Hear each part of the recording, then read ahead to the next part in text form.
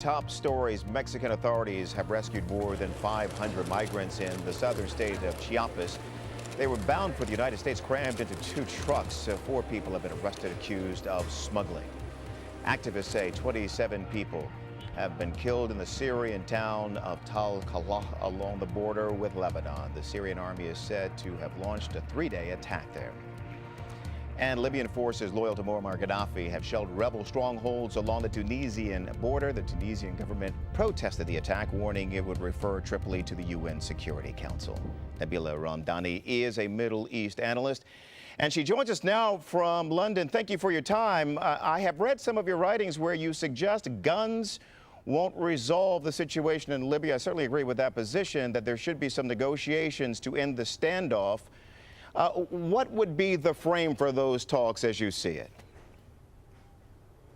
Well, absolutely. I have always been opposed to military action against the Gaddafi regime in the first instance, and I think that the diplomatic route hasn't been explored at all at the beginning of the conflict.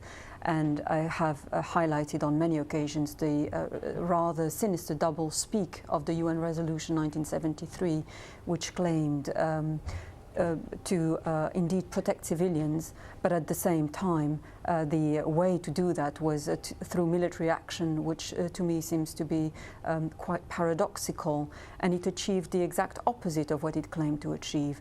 It, for example, one of the aims was to put an immediate end to the conflict, and we're seeing how now the conflict has indeed expanded and escalated. Sure. It also claimed that it wanted to protect civilians, and according to US reports, more than 30,000 people have now died as a consequence of the conflict, and that includes Gaddafi soldiers, who, let's not forget the fact that they are fighting under duress to defend a very nasty regime, but also rebels. Civilian populations have died as well, and also thousands of people have now been displaced. So it turned out to be a complete human tragedy in the end. Well, can I ask you, what would you say to those who suggest that without UN Resolution 1973, the heartache, the misery, and the death toll that you have just outlined would have been even greater in places like Benghazi, Ashdabia, that the death toll would have gone higher?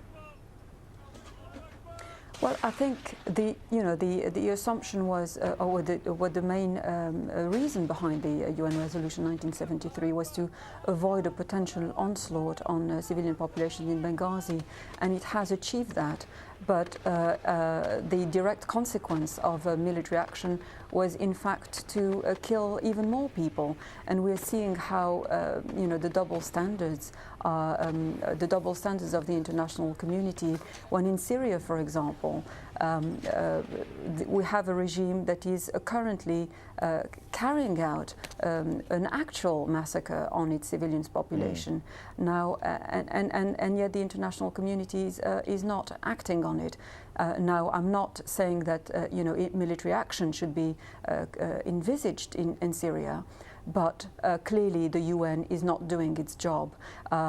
For example, I would like to see UN peacekeeping forces, also UN observers and UN humanitarian teams on the ground, both in Libya and indeed in Syria. Well, the government would have to agree to that. Do you see any way that the Assad regime would agree to peacekeepers, UN peacekeepers on the ground in Syria?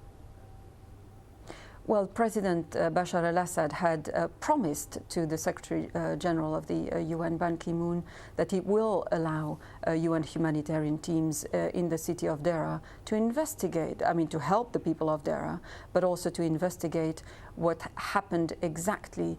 As we know, it's very clear, what kind of ruthless crackdown the regime has been carrying out in Syria, and yet now Bashar al-Assad has failed to deliver on its promises. Sure. So But wouldn't you also say that there's a big difference between humanitarian teams and peacekeeping forces? Very much so, but I think there need to be a combination of both. Not only UN peacekeeping forces to put an immediate end to the ruthless crackdown on the people of in Syria. According to human rights organizations, more than 800 people have now died, more than 3,000 people have been arrested, and house-to-house searches are still very much in order. And indeed, we've seen footage coming out of Syria with pictures of dead men, women, and indeed children lying in pools of blood. So it's very, very critical.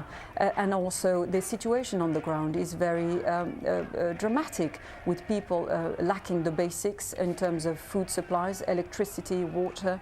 So there is a very clear need for humanitarian action as well.